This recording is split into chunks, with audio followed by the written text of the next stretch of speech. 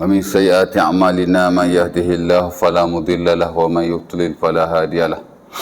أشهد أن لا إله إلا الله وحده لا شريك له وأشهد أن محمدا عبده ورسوله. اللهم صل على محمد وأزواجه وذريته كما صليت على إبراهيم وعلى آل إبراهيم وبارك على محمد وأزواجه وذريته كما باركت على إبراهيم وعلى آل إبراهيم إنك حميد مجيد. Rabbi shrah li sadri wa yassir li amri wahlul 'uqdatam min lisani yafqahu qawli. Amma ba'du.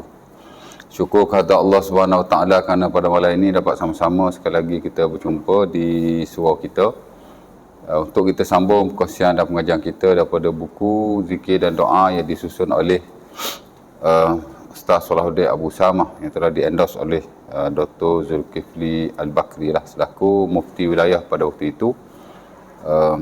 Dan kita dah masuk beberapa sesi kuliah yang lalu pada bab perkara yang boleh menghalangi doa kita daripada dimustajabkan oleh Allah Subhanahu Wa Taala. Ya. Pertama ialah jika kita melakukan perkara yang dianggap dalam syarak sebagai melampau, ya. Tak dengar. Muslimat tak dengar. Oh. Dengar dah. Okey, dengar? Okey, cantik. Melampau, ya.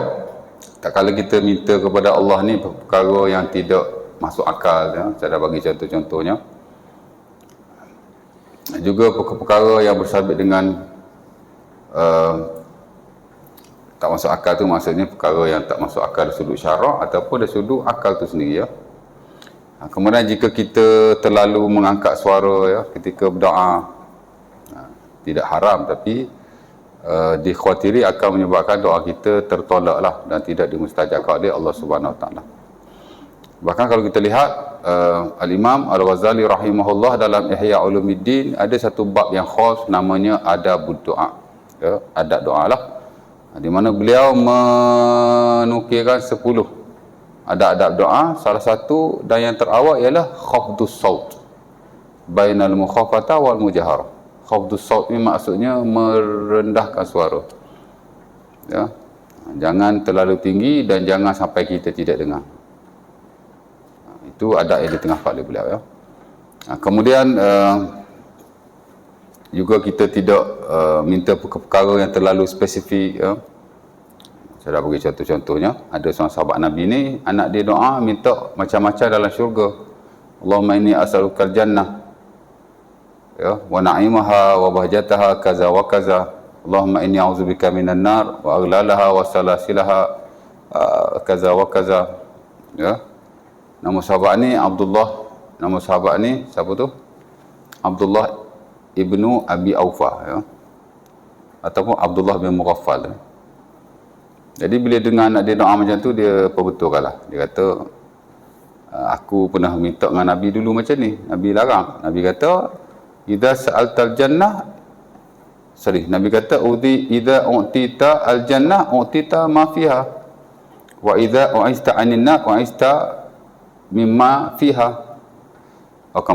Nabi kata, kalau kamu dapat syurga, kamu akan dapatlah apa yang ada dalam syurga. Jadi tak perlu minta itu, minta ini, apa-apa yang ada dalam syurga, ya. Dan jika kamu dijauhkan daripada neraka, kamu akan dijauhkan juga apa-apa yang ada di dalamnya. Jadi tak perlulah minta jauh satu persatu, ya.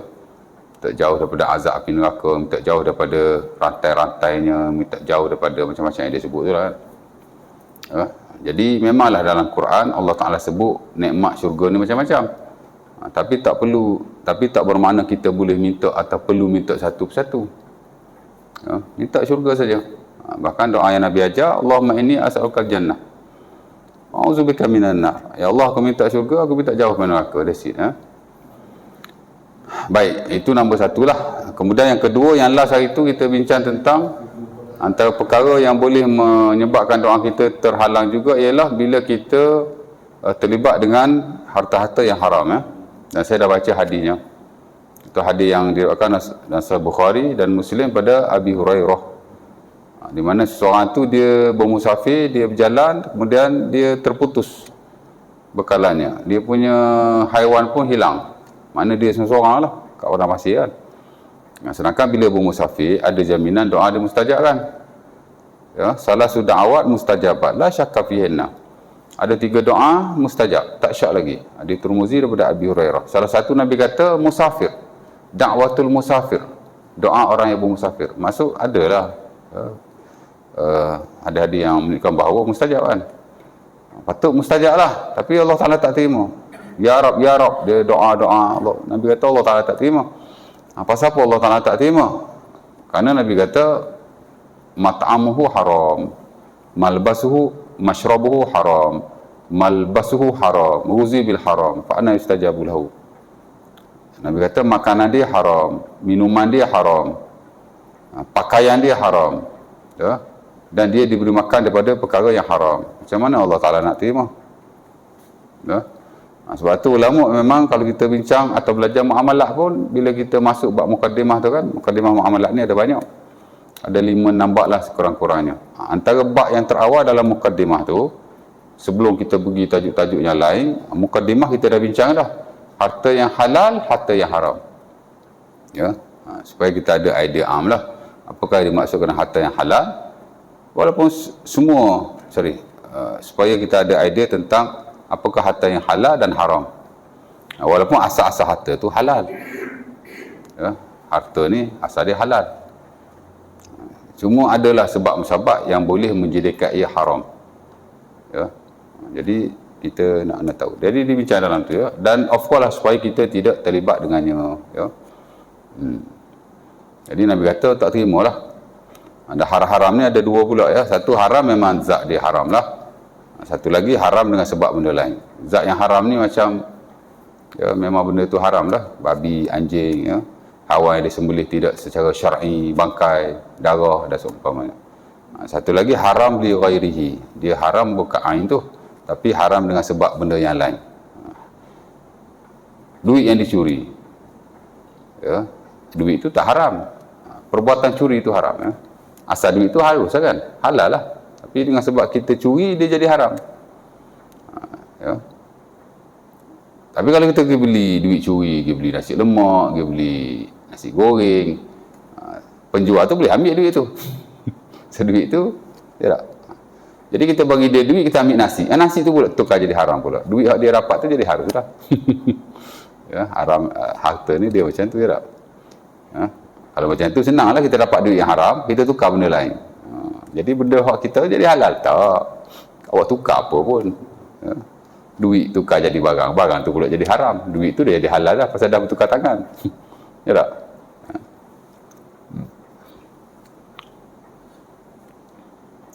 Macam kita kata hari ni lah. Hari ni kan kita ngawam kalau nak ikutkan. Kerajaan hasil, ada hasil yang halal, ada hasil yang haram. Itu kita kalau kita ngawam, takkan makan duit haram kot. Kita makan gaji. Ya tak? Jadi hak kerajaan bagi kat kita tu gaji. Kita duit yang halal, pasal kita gaji. Ya? Orang tu dia kerja benda haram. Dia bagi nafkah kat anak bini. Anak bini terima nafkah harus halal. Tak ada syubhat. Sekadar yang diwajibkan nafkah ke atasnya, maka ia halal.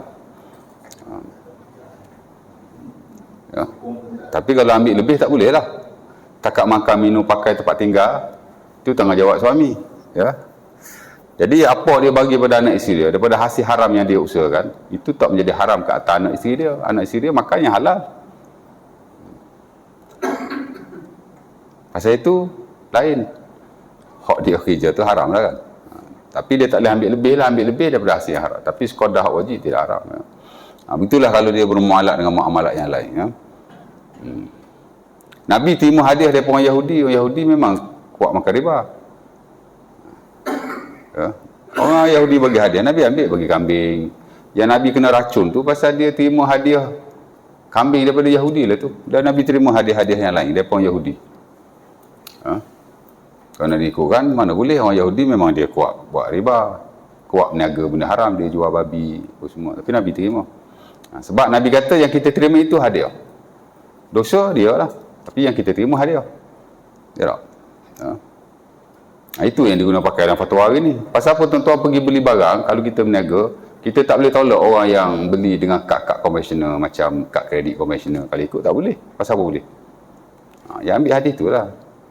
Kita peniaga bukan menjadi tanggungjawab kita untuk soal siasat ataupun semok daripada mana duit yang dia dapat. Hatta kad konvensional pun bukan riba kan. Tapi apa sebab kita ambil? Kita ambil haram tak?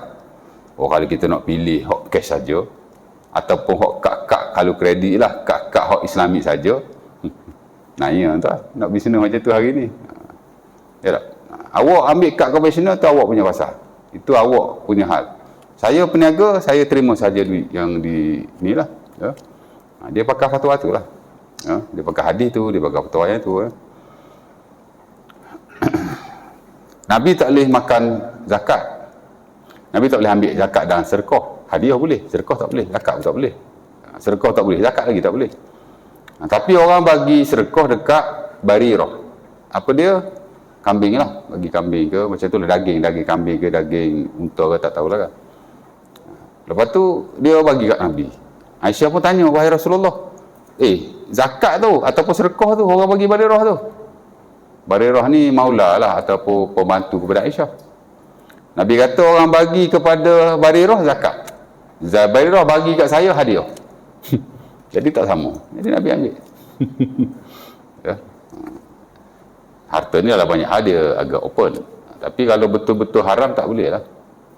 Kalau jadi nak tengok konteks-konteks semasa juga. Baik. Jadi tak boleh kita terlibat. Takut-takut kita ni lah. Dan apa nama, harta haram ni dia luas. Cuma kita, apa-apa urusan kita buat, muamalat ni, kita buat hak Islamik lah kalau boleh. Kalau kita terlibat dengan perbankan, pilih hak Islamik. Kalau kita buat pelaburan, cek betul-betul Islamik ke tidak. Ya. Pelaburan yang ada dalam market hari ni banyak tak Islamik. Seriously. Kecuali kalau syarikat tu memang ada penasihat syariah dan dia memang, kalau yang besar-besar tu memang yang dikawasi oleh bank negara tu, that's okay lah. Tapi kalau hak kecil-kecil, kalau dia ada dia own penasihat syariah, okey lah, dia tanggung lah kan. Mana kita boleh lah taklid melabur dalam syarikat berkenaan. Tapi ada juga mengaku ada penasihat syariah, minta nombor penasihat syariah sampai sudah tak bagi. Ada juga jenis macam tu. Macam-macam tu lah. Tapi kita tahu, kalau kita tahulah betul-betul, okey. Tapi banyak yang tak tahu. Saya orang bagi kontrak nak melabur dekat Terengganu kan. Syariah. Baca-baca mana syariah. Pelaburan ni senang je tuan-tuan. Selain daripada mata wang lah. Kalau mata wang, dia ada parameter yang asing. Ini peniaga-peniaga biasa lah. Kalau ada pulangan tetap, riba. Begitu juga kalau ada jaminan wang dikembalikan, automatically dia tak jadi Islami. Ada dua ni. Dan sebagian besar dari pelaburan-pelaburan yang ada dalam market hari ni, dia ada dua ni. Dia ada pulangan yang tetap daripada sumbangan kita dan dia ada jaminan wang dikembalikan. Money back guarantee. Tak kira lah after 6 months ke after 1 year. Kerana pelaburan dalam Islam dia betul-betul mesti di atas prinsip perkongsian. Ya, solely partnership dia panggil. Kalau tak ada hak tu dia jadi riba. Kita bukan melabur, sebenarnya kita memberi pinjaman. Sebab asas pelaburan dia tak boleh ada apa-apa jaminan. Kalau syarikat tu burn, kita yang kena tanggung kerugian. Itu perbankan buat fixed deposit apa semua boleh pula tu. Bagi duit balik apa gitu gini. Depa guna sistem lain, dia guna sistem murabahah. Dia ada aset yang dia beli pada bursa. Kalau syarikat-syarikat biasa buat, okey. Tapi setahu saya syarikat biasa dia tak buat. Ya, modal besar tuan nak terlibat dengan komoditi-komoditi di peringkat bursa. Kecuali kalau syarikat-syarikat besar dia ada link dengan apa-apa institusi kewangan, baru okey. Tengoklah macam mana kan. Ya. Jadi kalau boleh kita janganlah. Kerana harta haram ni tuan-tuan bukan sekadar mencuri, merompak, menipu, rasuah dan seumpamanya. Keterlibatan kita dalam hak ehwal kewangan semasa pun kalau masuk riba je, out. Dia jadi selok harta yang haram lah. Ya. Dan kadang-kadang bukan benda-benda yang macam tu saja. Harta tuan-tuan ada ASB bukan wang 100% patuh syariah tau. Tuan-tuan tetap kena bersihkan wang itu sekurang-kurang 30% setiap tahun. Tuan-tuan dapat dividen ASB, saya ada 100,000 dalam ASB. Contohlah, saya tak ada pun. Banyak tu tak ada lah, sikit adalah sikit kan. Okey, 100,000 tu kalau 5% dividen hujung tahun dapatlah 500 kan. 5,000 lah, 500 pula. 5,000 dah kan. 5,000 tu bukan semua halal ya. 70% aja kita punya. 30% lagi Sama ada tuan-tuan beri kepada fakir miskin atau beri kepada Baitul Mal. Pergi kat majlis agama, saya nak serahkan wang tak patuh syariah. Kerana 30% tu adalah hak tak patuh syariah lah. Kerana ASB dia bukan melabur platform-platform yang patuh syariah global. Pasal ASB duit banyak tuan, ratusan bilion kan. Dia nak melabur hak patuh syariah saja, duit banyak lagi. Jadi dia melabur juga hak tak patuh syariah. Jadi kita kena saring kan. Saring ini di peringkat kita senang aja. Keluarkan 30%. Tahun lepas tuan-tuan 44% hak tak patuh syariah. Kalau tuan-tuan tak tahu in detail, kalau tuan-tuan tahu lagi bagus. Tuan ada kawan penasihat syariah ke yang boleh cek. Saya memang saya tahu sebab saya memang saya ada grup muamalat saya.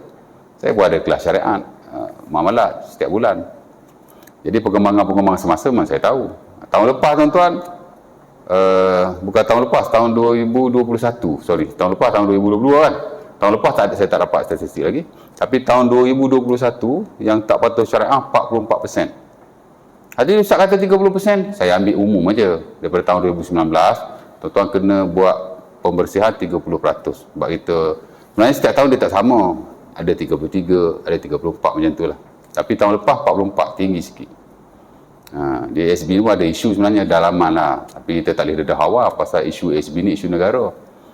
Saya ada kertas kerja apa semua yang kita bincang hantar di peringkat perpatuan, tapi bukan negeri Selangor lah, negeri lain kan. Ada isu sikit lah, tapi kita tak boleh dedahkan. Itu classified. Ala kuliah masih kena dibersihkan lah. Zakat pun kena juga. Pasal KDSP dia tak keluarkan zakat. Kita kena keluarkan sendiri lah. Keluarkan zakat daripada yang halal tu. Kalau kita ada tadi, kita ada 100,000, kita dapat 5,000 kan. Keluarkan dulu 30% yang tak halal tu, 70% tu kita kena keluarkan zakat lah. Zakat. Memang kena keluar zakat ASB pasal dia tak keluarkan zakat. Dia tak macam tabung haji. Tabung haji dia dah keluar zakat siap-siap. Dulu ada hura-hura ataupun adalah seorang dua ustaz dia kata ASB tabung haji, walaupun tabung haji dah keluarkan zakat, kita kena keluarkan zakat lagi sekali. Tak payah nak sampai 2 kali zakat. Dia nak buat dia punya hal. Kita serahkanlah kepada pihak tu, dia dah buat kira-kira apa semua kita dapat okey. Tapi kalau ASB memang kena keluarkan zakat. Selangor ni tuan-tuan bab zakat kita tak rujuk mazhab Syafi'i, kita rujuk mazhab lain. Semua harta yang kita dapat semua wajib zakat. Walaupun tak ada dalam buku-buku fiqh, especially yang klasik. Dan zakat pendapatan. Zakat pendapatan memang tak ada dalam fiqh, tak ada. Itu zakat yang baru. Tapi global pakai. Sebagian besar negara Islam pun pakai. Sebagian besar negeri di Malaysia pun pakai. Yang tak pakai Perak aja. Setahu saya Perak. Penang pun tak pakai juga. Tapi Perak memang tak pakai. Dulu Tan Sri Harusani memang dia amat anti kepada, kata anti marah pula kan. Tapi dia tak suka lah. Dia kata zakat pendapatan dia tak suka. Dan saya takkan wajibkan zakat pendapatan selagi saya hidup. Masa itulah. Dia dah mati pun dia tak wajibkan lagi. Zakat di Perak, zakat pendapatan tak wajib. Tapi majoriti negeri di Malaysia dah wajib kan. Kita ikut global punya. Selangor tuan-tuan, apa-apa duit yang tuan-tuan dapat, semua wajib zakat. Tuan-tuan dapat harta pusaka pun kena zakat juga. Harta pusaka kena zakat juga. Itu Hambali. Selangor guna pakai. Banyak negeri tak guna pakai. Ya, ada orang dapat pusaka kelapa sawit ladang tuan, 10 hektar. Kena zakat lah. Kena kira berapa zakat dan bayar secara ansuran lah. Selangor bab duit ni dia ni sikit. Pasal kita banyak nak tolong ke apa, saya tak tahu lah kan. Kita nak banyakkan dana zakat kita. Kita ambil lah. Ya. Tu kadang-kadang kita ni pening juga kan. Kalau bab duit boleh ambil mazhab lain pula. Tapi kalau bab ibadat ke apa, tak boleh ambil mazhab lain. Jadi ada double standard kat situ. Ya tak? Ya? Tak mau bayar apa? Zakat yang pendapatan yang dia buatkan untuk mazhab lain. Bukan mazhab, dia bukan isu. Zakat pendapatan ni sebenarnya dia dah bukan isu mazhab. Dia dah jadi, dia panggil ijtihad baru untuk semasa. Macam itulah cerita dia. Dia sebenarnya bukan, kita bab zakat ni, okey, dia cerita macam ni. Zakat ni dia harta. Harta ni tuan-tuan kita tak boleh ikut fatwa lama. Kita kena ikut fatwa baru. Sebab harta ni dia berkembang daripada satu masa ke masa. Dulu memang ada orang gaji. Dua orang dulu-dulu pun dia makan upah, dia gaji juga. Tapi sifat orang zaman dulu makan upah dan gaji badan ni tak sama. Dia lain.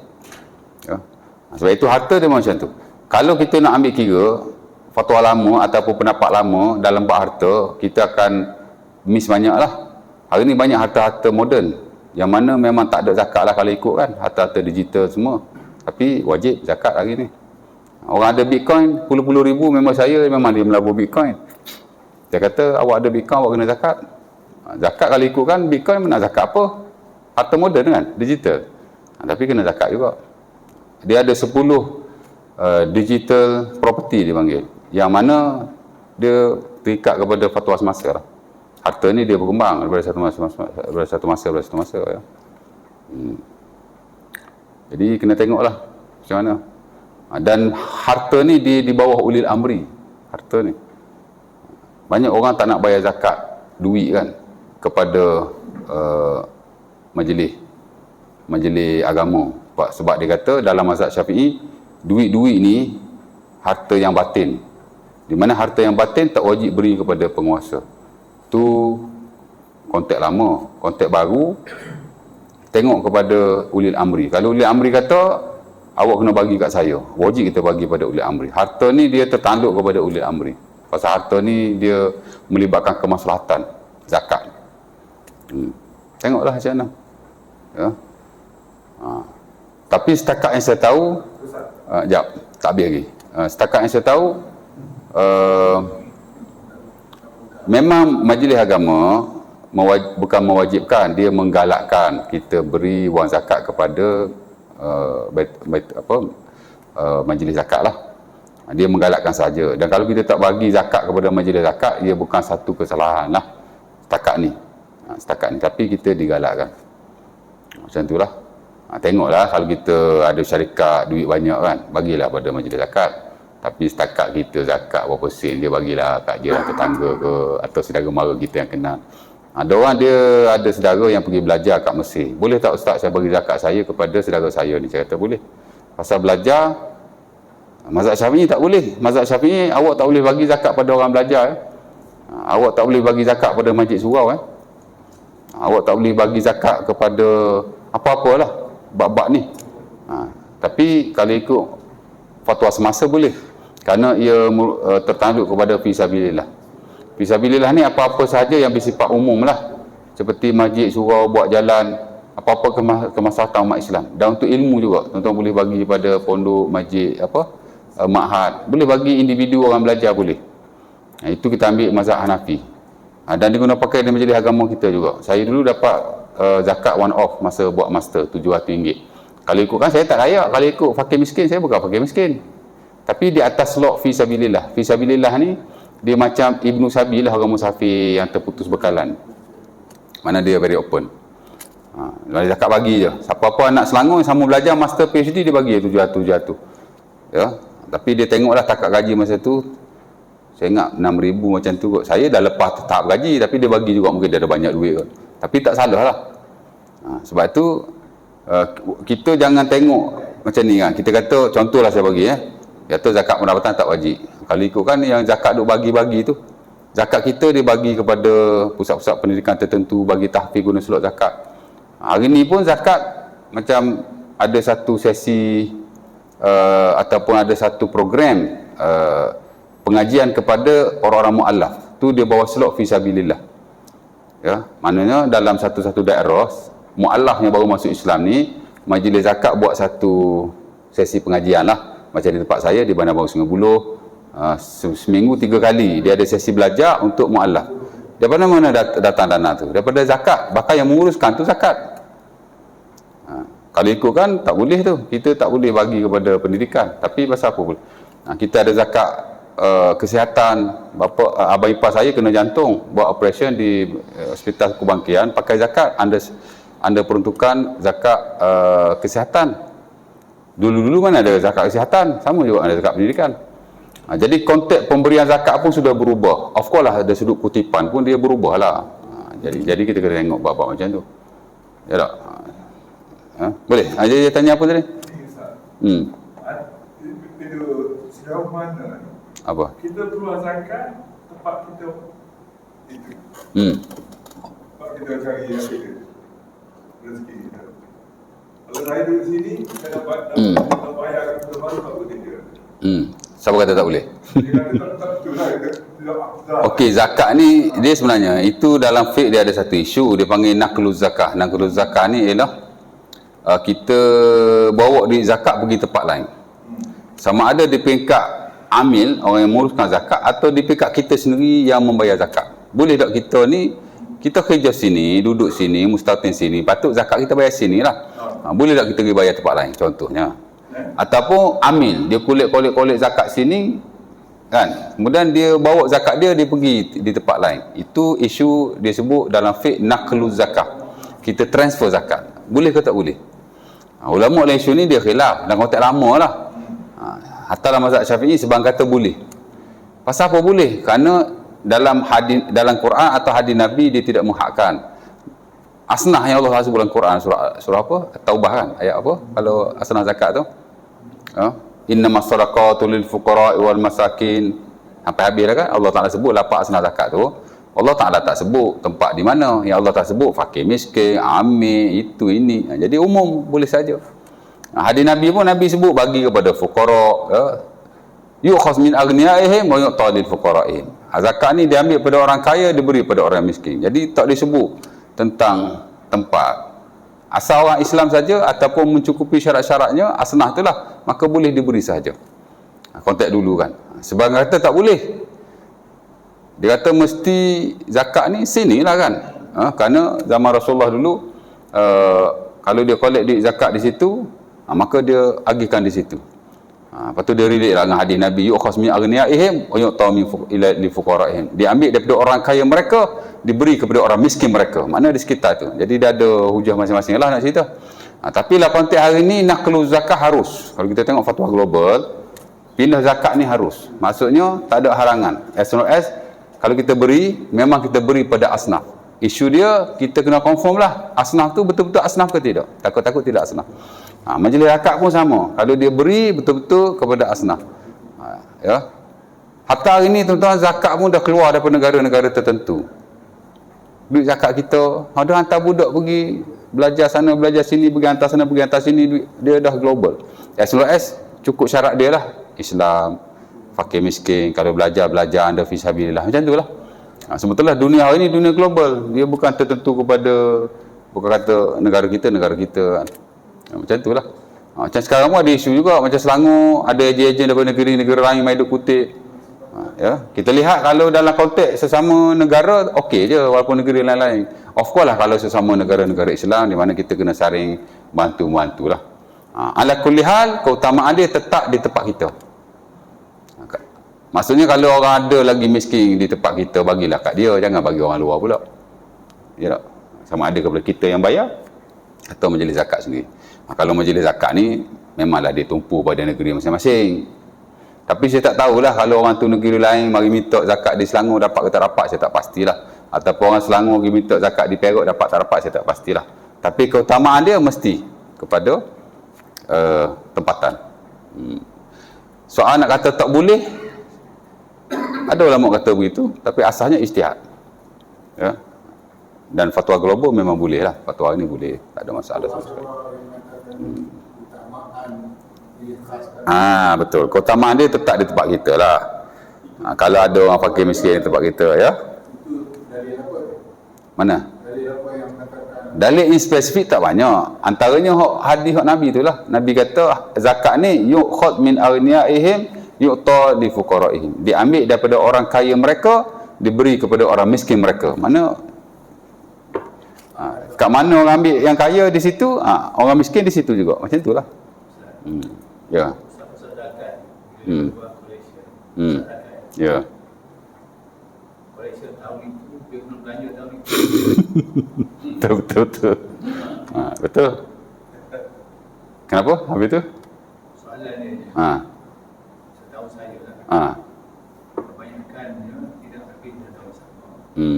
Dia carry ada ni kan. Yang masing-masing berbangga-bangga. Baki banyak ya. Tak tahulah saya. Dan kita masalahnya Okey. orang miskin yang patut Betul.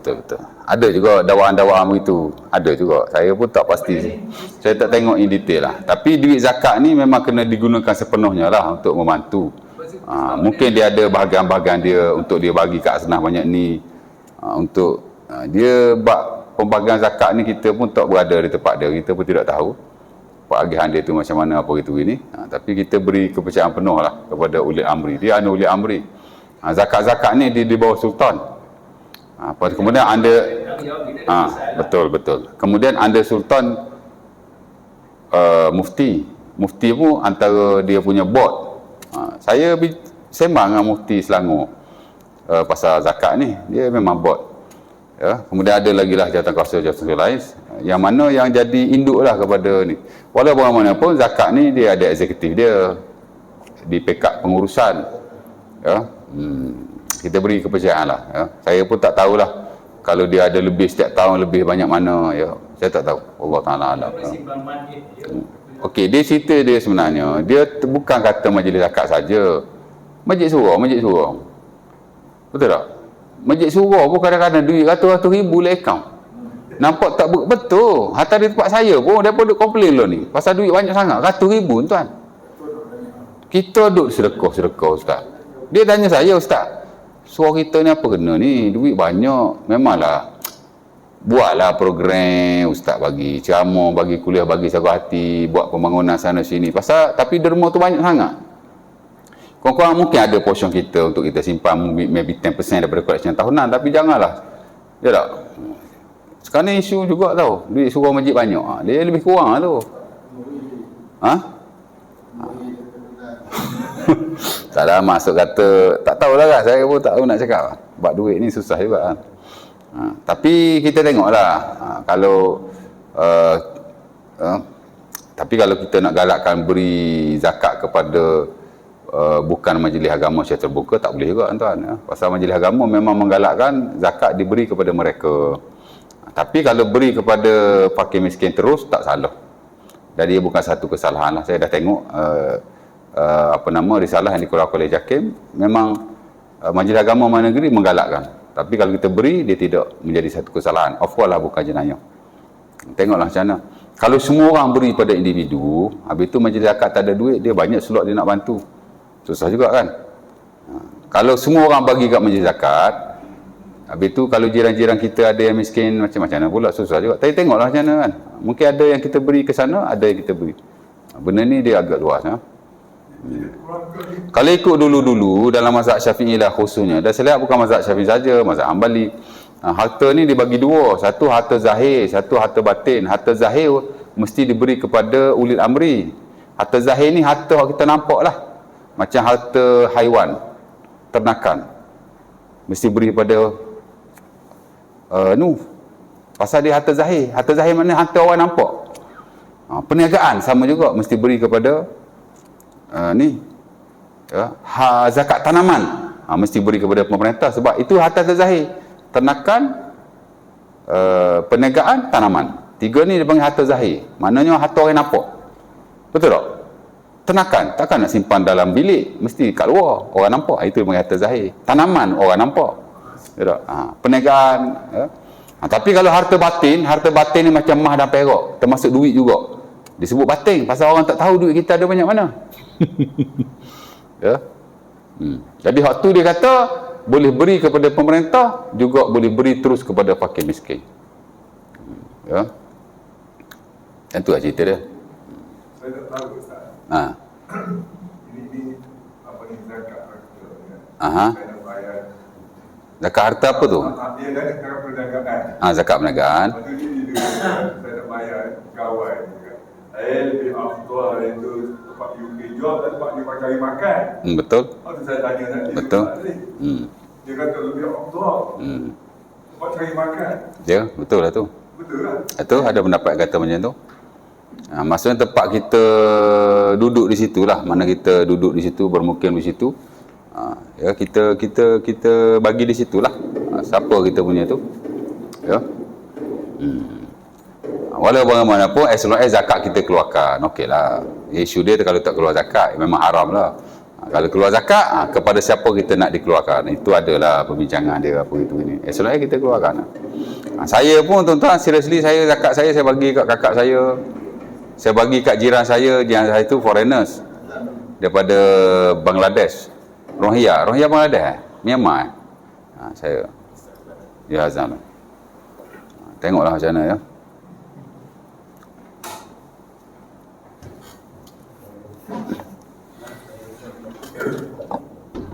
Bismillah.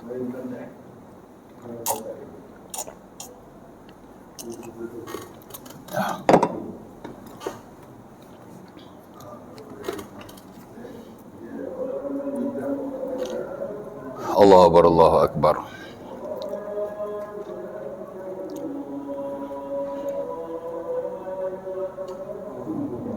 Allahu Akbar, Allahu Akbar.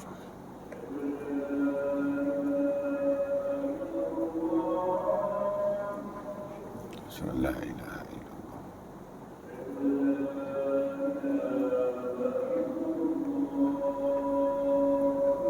Surah la ilaha illallah.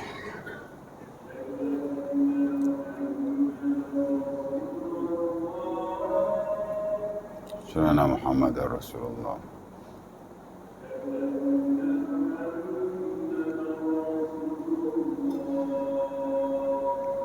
Surah Muhammad Rasulullah.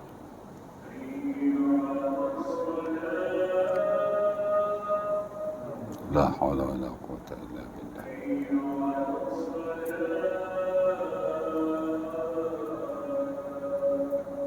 La hawla wa la quwwata illa billah.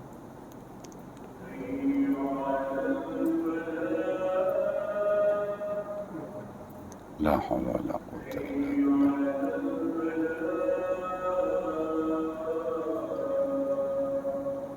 La hawla wa la quwwata illa billah.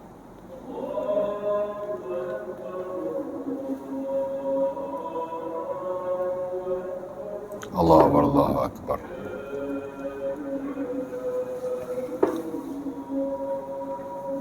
La ilaha illallah. Allahumma salli ala Muhammad. Allahumma rabba anta salatul qanat Muhammad. Allahumma inni as'aluka al-afiyah. Ada soalan lagi tak? Ada satu. Ya. 5 minit lah. Zakat harta ni dia kata 10,000. Zakat perniagaan. Dia kata perniagaan saja. Lepas tu dia kata ambil 1% konten dalam 30%. Kita pun Betul. Kelantan mau buat macam tu. Sama juga dengan zakat fitrah. Zakat fitrah pun macam tu juga. di sini. Tak ada Kelantan. Sini tak ada. Saya tak dengar lagi. Selangor ada.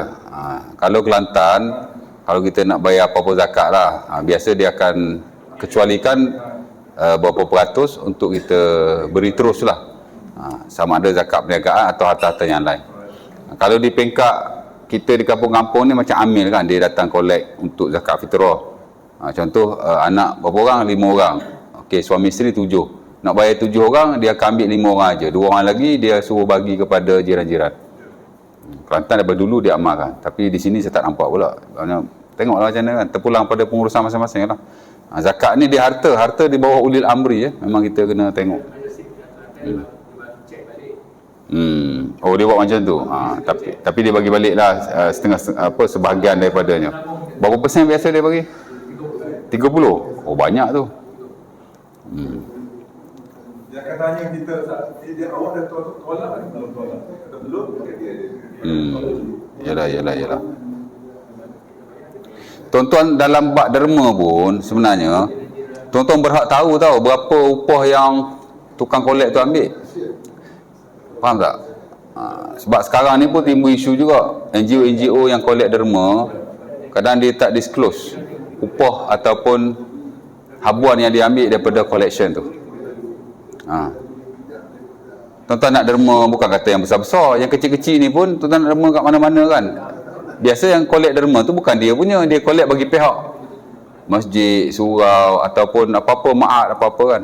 Tuan-tuan berhak tanya, awak ni ambil berapa persen ni? Kalau dia tak nak cakap, something wrong somewhere lah. Dia sebenarnya tuan-tuan berhak tanya. Dan tuan-tuan juga berhak tahu sebab dia wakil bukan hanya kepada orang yang suruh collect derma tu, dia juga wakil kepada tuan-tuan. Dan wakil mesti kita tahulah, dia wakil kita, dia wakil juga hak collect tu. Dia wakil kita juga. Dia wakil kepada orang tu untuk collect. Dia wakil kita untuk sampaikan collection. Jadi kita boleh tanya, ni awak ambil derma ni, berapa persen awak ambil ni? Dia tercungak-cungak nak jawab. Kadang-kadang dia tak nak bagi tahu. 50%. Banyak sangat, mana boleh buat. Kadang-kadang sedikit macam tu. Sekarang ni pun ada isu NGO yang besar-besar buat collection derma, pergi Palestin, pergi Syria, pergi mana-mana. Kadang-kadang upah dia ambil itu tak pernah sabar. Ya tak? Yalah, nak bayar itu, bayar ini, dia pengurusan. Lepas tu CEO dia pula takkan gaji 1,200 kot. Ya tak? Jadi isu jugalah kan. Dalam banyak hal pun, kutipan-kutipan charity seumpama ini dia dijadikan bisnes. Itu isu dia. Mana dia, tak tahulah kan, susah juga sekarang ni. Boleh tu? Ada soalan lagi? Tak ada? Cukup lah tu, insyaAllah ta'ala. Jadi bab harta tadi ya. Next nanti kita sambung, ada 3 poin lagi. Itulah antara perkara yang menghalang juga, ialah bila kita terlibat dengan maksiat, tergesa-gesa, dan mungkin ada lagi yang lain. Kemudian kita pergilah kepada sesi yang kedua. Itulah beberapa doa yang digalakkan dibaca kepada kita, yang sebahagian besar tuan-tuan dah tahu dah, tapi mungkin adalah perdana-perdana baru yang ada dalam buku itu yang saya boleh bacakan, insya-Allah ta'ala. Jadi setakat itu dulu, mudah-mudahan kita dapat sedikit manfaat. Aku Luqul Hazar, Assalamualaikum warahmatullahi wabarakatuh. Kita tangguhkan majlis kita dengan tasbih kafar.